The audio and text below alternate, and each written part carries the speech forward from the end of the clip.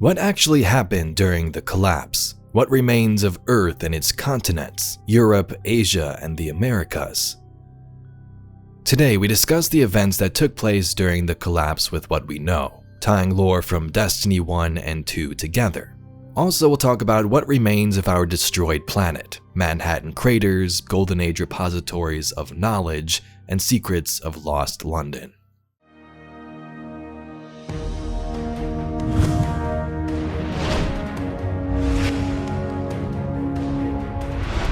At the beginning of the collapse, the warmind Rasputin would detect the arrival of the Black Fleet outside the solar system. This is a skyshock alert. Multiple distributed ISR reports report a transient near extrasolar event. Event duration 0.3 seconds. Event footprint includes sterile neutrino scattering and gravity waves. Omnibus analysis detects deep structure information content, 9 sigma, and internal teleonomy. The Warmind flags this event as acausal, does not conform to known laws of cause and effect. Imminent entry to the solar system, activate counterattack protocols. And intelligence, surveillance, and reconnaissance assets all detect the arrival of this fleet, prompting the alert. Multiple systems, this wasn't just some fluke. A brief 0.3 second long but significant occurrence detected outside the solar system happens. Its transient nature means it was temporary and short-lived. Maybe the fleet was warped in or warped something else in, like the Veil. They also mention sterile neutrinos and gravity waves, which are usually tied to the Taken and dark matter of sorts. Sterile neutrinos are all around blights and their formations. What we know from second-hand accounts is that Nezarec led the Witnesses' first assault on Earth, or as humans call it, the collapse. After the Great Machine repelled the attack, Nezarec's pyramid crash-landed on your moon. We know that Nezarec led the attack on Earth. The Veil must have been there, other disciples too, like Savathun, Ralk, and possibly their leader, the Witness. What we don't know is exactly what these enemies did during the invasion, yet, but we do get an overall picture of the collapse. From the Constellations lorebook Severing. I am the speaker who witnesses the end of the world. Through it all, I am overwhelmed by torrents of sharp, static images, something so fast and constant that I can't see or hear. The traveler is babbling, telling me everything and nothing all at once, in fast, stereoscopic, waking nightmares. I am myself and not myself. And I am stuck in a web of black spider silk, frozen in the mind-numbing silence of space, have no answers. The fall isn't quick, it happens over weeks and months. Cataclysmic disasters, natural and unnatural, flattening human settlements on every planet. Earthquakes, tidal waves, solar flares, cyclones, sinkholes, exploding lakes, and wildfires. Unknown, untreatable plagues raise populations in hours. Water goes black with unknown poisons forced down my throat. The ground opens up and swallows entire cities, and I am sick, sick, sick. This has happened before. I'd watch it in my dreams, the cities that fell. Alien cities, torn down by a wind so fierce that it flattened an entire world, and it is not my fault. But this is different. The traveler has not left us. Something new, half remember and wished forgotten, this false sister has arrived. I don't want to abandon you. Watch on crackling video feeds as people try to escape the outer planets.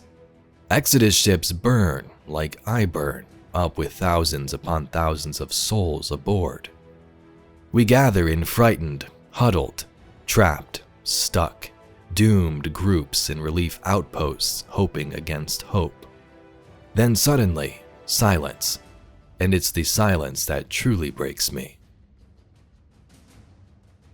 So that lore card is a little hard to understand because there's a couple of things going on here. One, the speaker is relaying information about the collapse, and 2, the Traveler speaks in some of these lines. I don't know if I've actually made a video speaking about this. I kind of forgot about it and just upon reading it now had to look it up. But the speaker tells us about the collapse, how it didn't just happen with the snap of a finger and everything was destroyed, it took weeks and months. News headlines probably making the worrying even worse. Scavenging, killing over supplies, humans trying to leave Earth on colony ships. Some made it to places like Neptune, some became the Awoken, and others were just destroyed by gravity waves in space or by their own people before their ships could take off, like in the Cosmodrome. Amidst the chaos, the speaker struggles to distinguish their thoughts from those of the Traveler, suggesting this deep psychic or spiritual connection that becomes increasingly burdensome. The narrative climaxes with a moment of silence, which for the speaker symbolizes the ultimate breaking point, a profound and devastating quiet after the relentless storm of calamities and the Traveler's chaotic communications. But that lore book confirmed one thing: the speaker was not a fraud.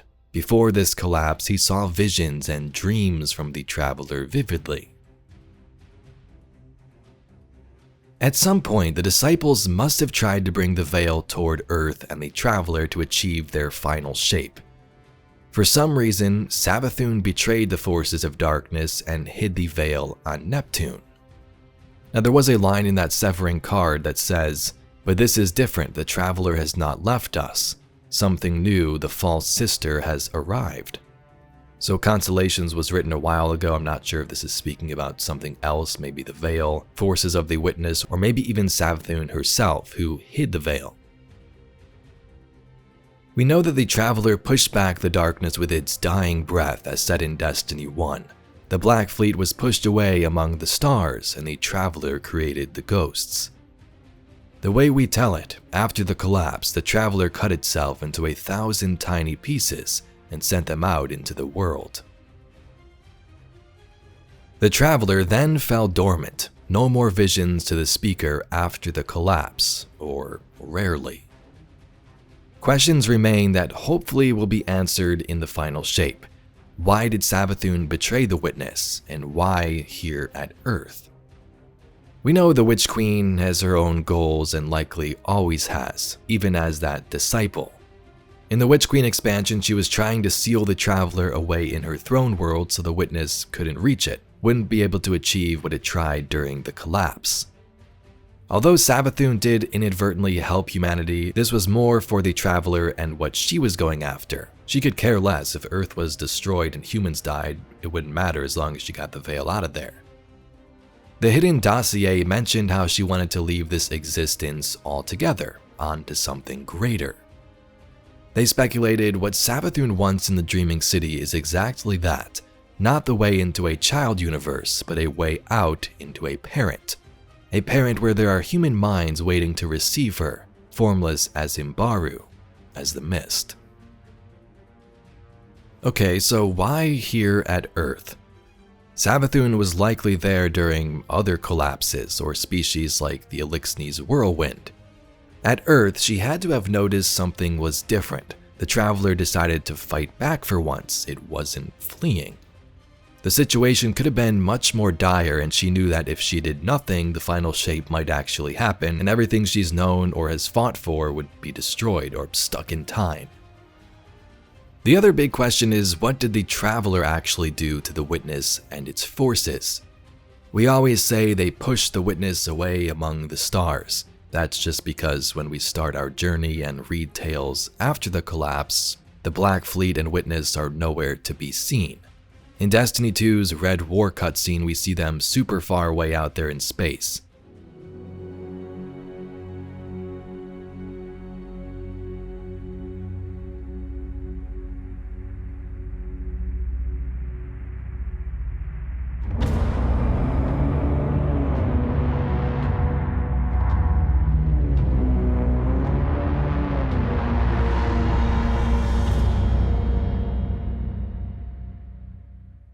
So what caused this? Was it a giant blast from the Traveler that literally pushed everything away?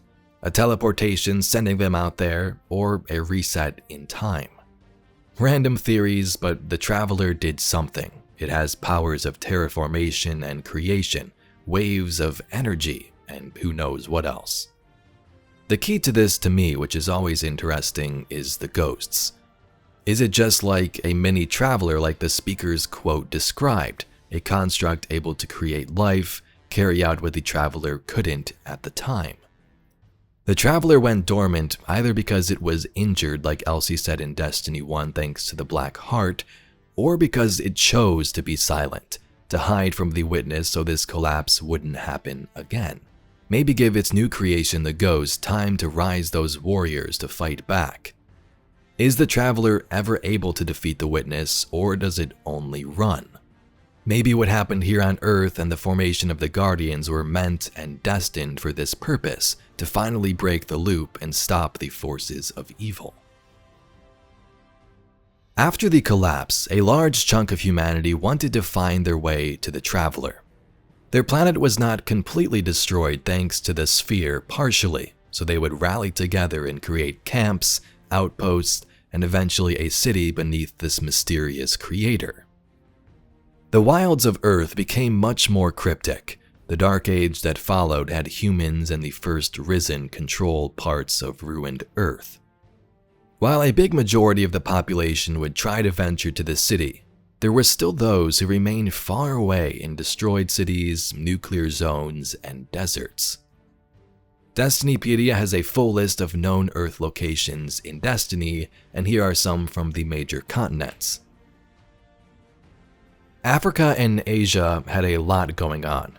Old Accra had a Golden Age repository of knowledge much larger than the Ishtar Collective on Venus. If that still exists, that would be pretty crazy.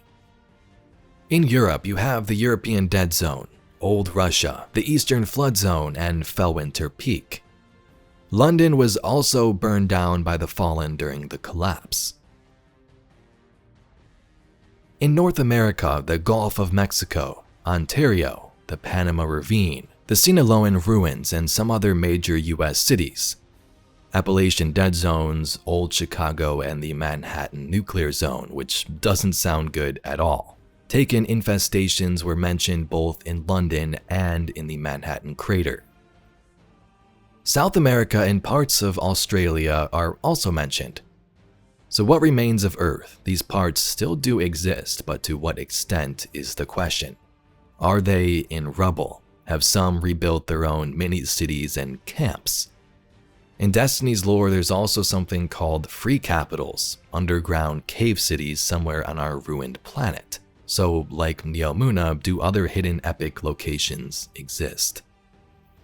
Anyway, Guardians, that's all we got for today's video. Speaking more about the collapse, trying to speculate what the heck happened, and hopefully we'll get some answers in the final shape. If you'd like to see some more Destiny lore and mysteries just like this video, please be sure to subscribe to the channel. And thank you very much for watching, and I'll catch you all in the next video.